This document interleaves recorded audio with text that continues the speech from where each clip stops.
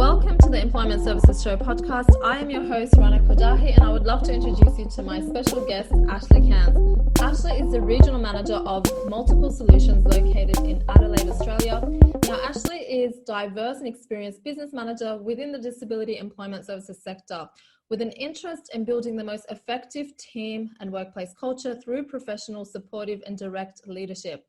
Ashley also has a proven ability to achieve 5-star performance ratings and consistently achieves yearly revenue budgets. So you can imagine, I'm so excited to have Ashley here with us, sharing with us all of her best practices and tips. Hello, Ashley. Hi, Rana. Thank you for obviously having me on your show today. So I'm really excited to be a part of this and be able to share some of that feedback and I suppose knowledge that I have with others. Great. It's an honor to have you, Ashley. And I've been trying to get you for a while now. So thank you for finally making the time. That is okay. We got there in the end. Yeah, we did. So I want to know, and I'm sure all of our listeners, especially the people that work in employment services, they want to know, what does it take to be able to build a 5-star site? I guess like first and foremost, I mean, in the last 7 years of working in disability employment services, the fundamental part of, I suppose, 5-star, you want to be 5-star and that's the end goal. But I think if you can be genuine in your delivery to your staff and genuine in your delivery to your clients, then 5-star comes naturally. I think if you communicate openly within the office space, if you're working on a daily basis on the teamwork and open and honest communication, then it just sort of feeds from the bottom up, essentially. So what you're saying is when you're genuine, it comes naturally. So can you, like, for example, when you go into work, is it just when you go in and you're like, okay, I'm just going to be genuine, or do you have a specific kind of strategy that you go through to get the best out of your team? Like, do you, for example, do training in your morning huddles? What is different about your morning huddles compared to a 2-star site? Well, I can't comment on what a 2-star site does, but in the 5-star site, we have fun. Fun is key. I think if you lose the fun in a site, then it becomes hard work.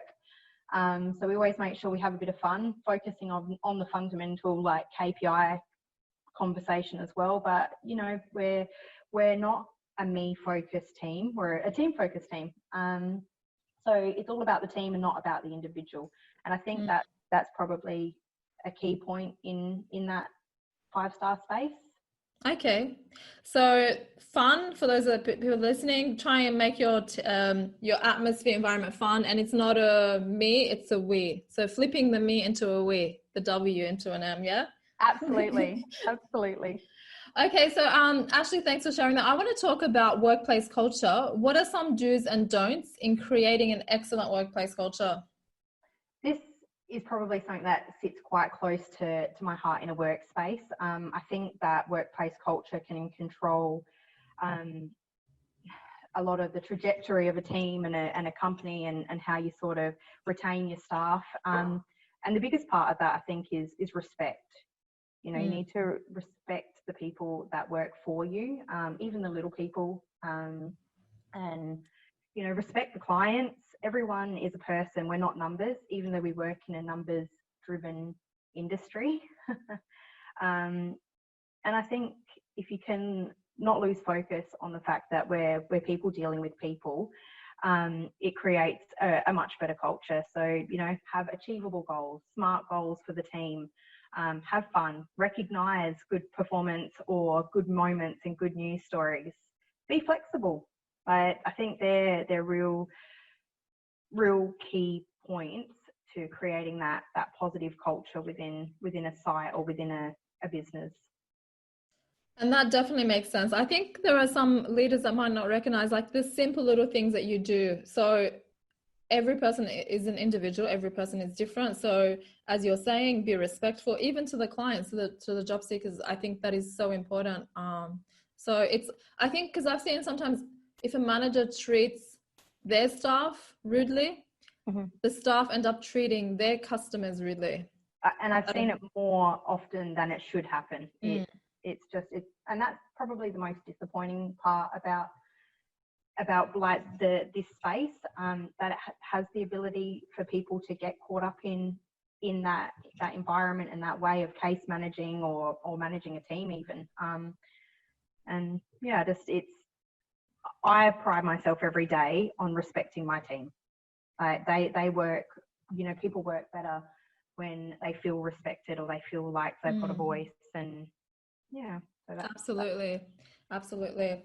Okay, so what I want to ask you now is, what is some advice you would give to an employment consultant who is scared of reverse marketing or may not know how to go on about it? As we know, that is a huge kind of fear in this industry. Absolutely. And I think up until a few months ago when I sat in on your training when you came to Adelaide, I may have even been in that space myself. I learned a lot, even in the one-day session from you, Rana, just about taking a different approach. Back on those, it's easy to sort of get caught up on numbers, but when we sat with you and we went through the quality marketing, I think what I've now implemented into my teams is don't be afraid of the no. When you make it less about you and more about the client, and you get over the fact that people are going to give you those rejections sometimes for one reason or another, then that's a huge step in the right direction. And I think as well, what I had took away from myself is, rather than going in with what they can do for me, I've started to work out what it is I can do for them. So what you're saying, Ashley, is don't be afraid of the no's as well. And just for everyone listening, I actually did not pay Ashley to give me a good feedback about my course, but thank you, Ashley. That is okay. That is not a problem at all. No, I was like, I hope they don't think I bought her on purpose to advertise my course. No, and I can advocate for that. There was Thank you. No, I was happy. I was happy about that. Okay, so I want to move on to the next question, and this is something I ask all my guests. We all know that people with disabilities face discrimination when it comes to getting hired. Do you have specific stories to share of some of the struggles of discrimination that you have witnessed through your time as a DES practitioner?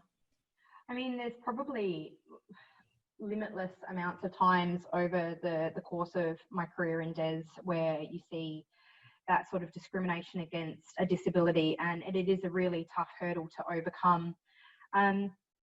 I can't give you any specifics, probably more so like not for privacy reasons, but I mean, physical limitations are often a key kickback, in that when someone feels what they can see might be I suppose a barrier for them to be able to fit within their business, they kind of shut off to any kind of conversation. So overcoming physical limitations has been a bit of a struggle, but when you can explain to an employer the benefits that someone with a disability, injury or illness could bring to a workplace, there's been some really positive outcomes. Ooh, that went in my ears then. So I mean, I think what you're saying is, obviously, we're not definitely looking for the specific individual, but there is a lot of discrimination when it comes, and you've seen it. And is that more the physical? I think you mentioned something about physical. Is that more physical or the mental health? Both. I think probably mental health more predominantly these days, because it is such a taboo probably topic even now, even with all of the the mental health supports like your Black Dogs and Beyond Blues. It's still a conversation that a lot of people are uncomfortable having, but it affects a lot of people, a lot of us. And I think that if we were honest with ourselves, we could definitely say that at one time or another we've all probably suffered from some level of mental health stresses. I think conversation is key in that space. Having that open conversation with employers, with employees, is key to making those barriers alleviate. Yeah, and it's definitely about having that open conversation. And from my experience, it's some employers have no experience, or that they're conditioned in to believe that people with disabilities might not be capable. But then sometimes it's just a matter of an employment consultant going in and just educating.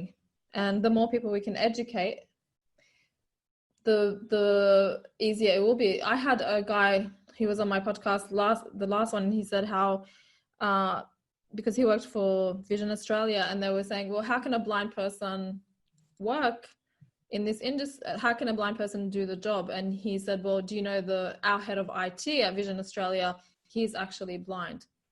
And they were like, wow. And then they were more open. And that's it. There are so many like workplace modifications these days that I think if employers were aware of just how extensive they are, having that inclusion within their workplace, that the value someone facing like disability, injury, illness has within a workplace is astronomical. Like their work ethic is high.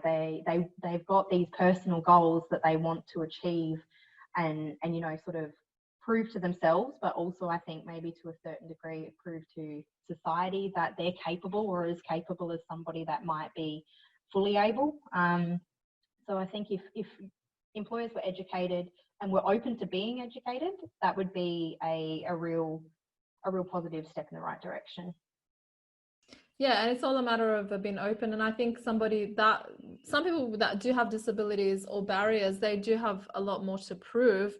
And sometimes they are going to be, I mean, many times they're going to be a lot more loyal than somebody that may find it easy and might have more privileges in order to get employed as well. Absolutely. Okay, so I'm going to ask you now, how long have you been in employment services? 7 years. 7 years. So if you could go back to when you first started in employment services, what advice would you give to your less experienced self? I think the key in employment services is don't judge someone by the first experience you have with them. Particularly in this industry, people have a lot of underlying issues that they might not that show on the outside. So to be compassionate, be empathetic, understanding, you know, open, and not take this job personally.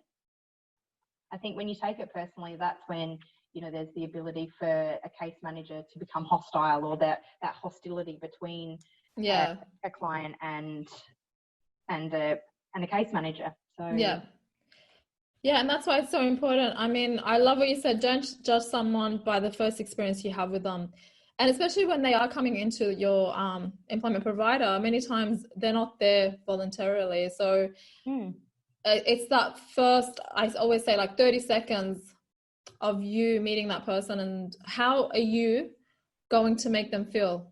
Are you going to make them feel like, as you said, just another number, or are you going to make them feel? I remember when I was an employment consultant, people used to tell me how they told my boss how I made them feel like they're the only person that mattered in the world in that moment. And that's how it should be. Find something that is relatable, like make it personal, make their day. And that's what I say to even my guys now. You might be the only positive interaction that someone has in their day, and you could make the difference just by being positive back. Absolutely. That's so true. You could be the only person, the only positive person. You could actually be the only person that even believes in them in their life, and you could make a huge difference. Absolutely. So I want to know what keeps you working in this industry. So why do you do what you do? The people. Okay. I think that, you know, for the longest time personally, you don't know what you want straight out of school, and employment services isn't something that they teach you or tell you. It wasn't your dream, I'm guessing. No, I stumbled upon it, but super, super grateful that I did. So the people that I work with, my teams, but also, you know, the lives that you do change, the good stories, the good news stories, and, you know, making that difference in people's lives and seeing them be able to achieve their full potential through adversity is super rewarding. So that is why I do what I do. Great. And I can see you definitely are clear about your purpose. And I also, a lot of employment consultants, the ones that do really well from what I've noticed are the ones that they know why they do what they do, and they're so clear as well. Now I want to ask you something I haven't asked you yet, but I want to know how did you get into this industry? So I think maybe like anyone, it was sort of word of mouth. I knew somebody that worked in the industry and they suggested to me that it would be something I might be good at, and I took a chance. I was a first-time mum wanting to get some work-life balance, looking for a 9 to 5, and this was it. Okay, so I'm guessing you must have known someone that worked in the industry that told you. I did. But yeah, that recommended the company that I worked with previously, and I guess the rest sort of went from there. Applied, and the rest is history, so to speak. Excellent. And I want to know also, how have you been spending your time during this COVID-19? Well, practicing social distancing, of course. I'm giving you questions that you probably do. You're like, oh, these are not the questions that she told me about. That's okay. It's good to change things up. Yeah. So tell me, how have you been spending your time in isolation? We've obviously been a little restricted given the circumstances. So we've been spending times at single offices, but it's been business as usual. So we've been still contacting clients on a weekly basis, having conversations more around well-being and making sure that they are coping through the unknown. So from a work perspective, I don't think anything has changed, except we're just not having that face-to-face contact. We're really trying to make sure that our customer service has been even more, if that's possible. And then I suppose socially, not a lot. It has been quite a slow time, which has been nice. It's been nice to slow down. Yeah. So are you more of a outgoing person, or more of a like introverted or extroverted, or someone that definitely extroverted? Extroverted. Okay. Yeah. So, I mean, I know a lot of extroverts, they were struggling with not being as social as well. So what I'm going to ask you now I'm going to ask you from a personal perspective and also from a professional. Let's start with the professional. What did you learn during this time, during the COVID-19? Professionally, I think that,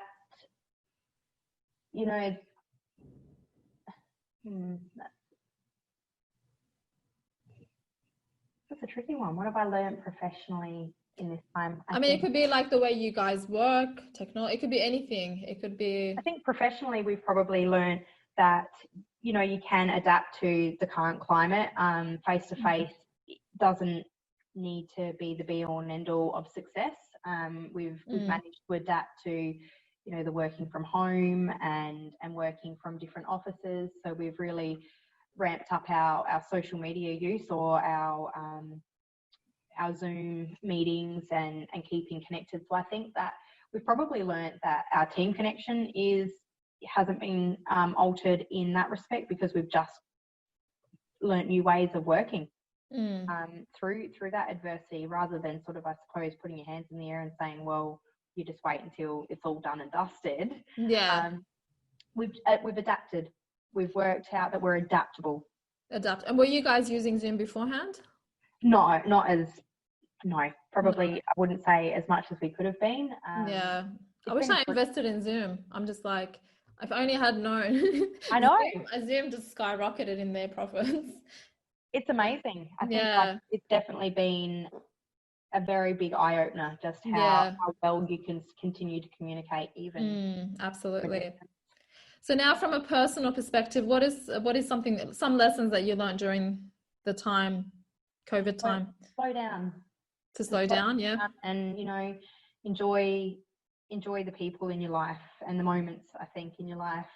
We get so busy, and I think that's everyone's favourite thing to say when you say, how are you? Oh, I'm busy. That's true. That is true.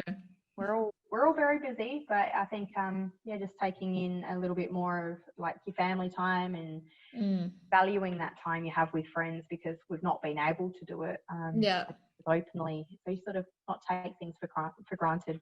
So are you excited for things to go back to normal, or are you excited for things to change? I'm excited for how it looks in the future. How it looks, yeah. But I am definitely excited to start socialising again. Start socialising. So where is the first place you want to go socialising? Is it dinner, drinks, friends? Clubbing, I don't know. Maybe a nice like wine tour would be good. Nice wine tour, okay. Adelaide, I think Adelaide probably has some great places. Absolutely. I'm nice and close to the Barossa. Yeah. Great. And how, the last question I'm going to ask you is in regards to your team, what is something that you, when you first had this lockdown, what is, not like specific your team, but what was some of the challenges that you guys faced? I guess the uncertainty of what it looked like, not just from a company perspective, but it was just a very overwhelming time, I think, for everyone. So, you know, I had team members who were affected personally, family members that, you know, get affected. So dealing with that sort of mental load, that the uncertainty, the financial pressure was putting on everyone. Was probably the biggest challenge. Yeah, no, absolutely. I think it was quite challenging, and I did speak to a lot of people in employment services that were saying, you know, I didn't like my job before, but now I'm so grateful, I'm so happy I have this job. Or I was about to leave this industry, but I'm so happy I never went to another industry, because this is probably like one of the safest jobs as well, that employment services. Absolutely, I think so. Yeah, during COVID, because I mean, it's unemployment. We need to help people into employment. Yeah, I'd agree with that. Okay, so thank you so much. I'm going to ask where, if people want to ask you any questions, like where can they find you? Is it LinkedIn, your email? Yeah, LinkedIn is perfect. So yep. if they jump on there, I'm happy for them to ask me any questions that they may have. I will be an open book. They're all going to be asking you. Tell us all your secrets about creating a 5-star team and meeting your annual budget. Are you a high achiever? I'm guessing you're a high achiever. I mean, I've known you a little while and you give me that impression. I mean, I like to achieve, yes. I like to win, and I guess anyone that knows me well would definitely say I have a competitive nature. So so to achieve a 5-star team, you also have to be competitive. Most definitely. Yeah, or like high achiever. Yeah.